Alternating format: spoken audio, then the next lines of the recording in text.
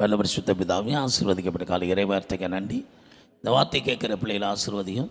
எதிராக எழுப்புகிற தடைகளை தகர்த்தேறி இருக்கு கால சாதமாக கரண்டு தடைகளாமல் நீக்கி இந்த ஊழியம் ஆசீர்வாதம் நடக்க பங்குள்ள மக்களை ஆசீர்வதியும். ஏசுக்கர் சொல்லி ஜெபிக்கிறோம் ஜீவன் நல்ல பிதாவே, ஆமேன். அல்லேலூயா, அல்லேலூயா, அல்லேலூயா. இந்த காலை இறைவார்த்தை கேட்குறவங்க யாவரையும் பிதாக்குமார் பரிசுத்தாவின் நாமத்தில் வாழ்த்தி ஆசீர்வதிக்கிறேன். காலையிலே இறை வார்த்தை காத்திருக்கவங்க யாவரும் கர்த்தர் உங்களோடு இருப்பாராக. காத்திருக்கிறவர்கள் புது பலனும் புதிய கிருபையும் தந்து ஆசீர்வதிப்பாராக. வாசிக்கலாம் 22ஆம் சங்கீதத்தில் கடைசி முந்தன வசனம். ஒரு சந்ததி அவரை சேவிக்கும், தலைமுறை தலைமுறையாக அது ஆண்டவருடைய சந்ததி எனப்படும். இது கர்த்தரை ஆராதிக்கிற சந்ததி. நம்ம ரட்சிக்கப்படுவதற்கு முன்னாடியே, ஆண்டவர் தாயின் கரு உருவாகும் முன்னாடியே நம்மளை ஆண்டவர் தேர்ந்தெடுத்தார். அவருடைய பிள்ளையா அவருக்காக வாழ, அவரை ஆராதிக்க. இப்படிப்பட்ட ஒரு மேலான ஸ்லாக்கியத்தை அந்த உலகம் முழுவதும் பல கோடி மக்கள் இருந்தாலும் கர்த்தரை சொந்த தெய்வமாய் கொண்ட ஜனங்கள் எவ்வளோ பாக்கியவான்கள். இந்த முழு உலகத்திலேயே நம்ம தான் மேன்மையான மக்கள் என்று ரட்சிக்கப்பட்ட ஜனமே உனக்கு ஒப்பான மனுஷன் யாருன்னு வேதம் சொல்லுது. அப்படிப்பட்ட ஒரு மேலான ஸ்தானத்தை தான் தேவன் தம்முடைய ஜனமாய் ரட்சிக்கப்பட்ட நமக்கு, இந்த ரட்சிக்கப்பட்டவங்களை கர்த்தர் வேதம் சொல்லுகிறது, இந்த ரட்சிக்கப்பட்ட ஜனங்கள் தான் ஆண்டோடைய அந்த வெளிச்சத்தில் நடப்பாங்களாம். எவ்வளோ பெரிய பாக்கியம்.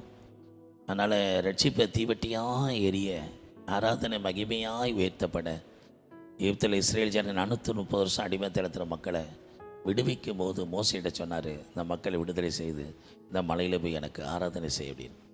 அதனால தான் இந்த சந்ததிங்கிற தலைப்பில் எடுக்கும்போது அவரை சேவிக்கும் சந்ததி. யோசுவா சொல்லுகிறார்ல, நானும் என் வீட்டாரும் என்றால் கர்த்தரையே சேவிப்போம். அப்போ ஒவ்வொரு நாள் ஆண்டவரே அப்படின்னா அவரை மாத்திரம்தான் நாங்கள் ஆராதிக்கிற எங்கள் தேவன். அருமையான வார்த்தை.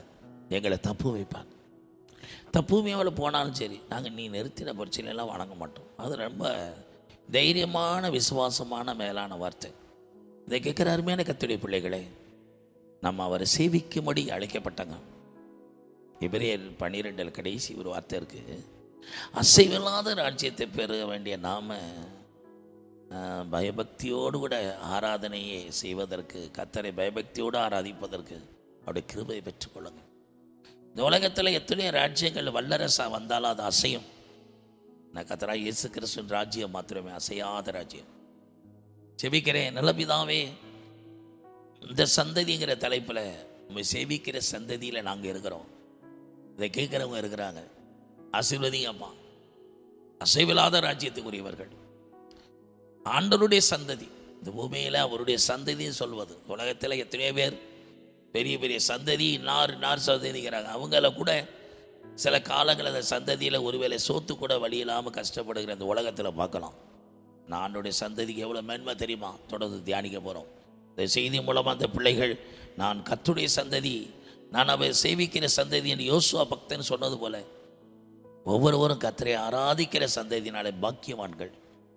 பேதுருவை பார்த்து கர்த்தர் சொன்னதை கர்த்தரா இயேசு சொன்னார், அவன் பாக்கியவான், ஆசீர்வதிக்கப்பட்டவன். இயேசு கர்த்தர் ஜெபிக்கிறோம், செய்யும் நல்ல பிதாவே, ஆமென்.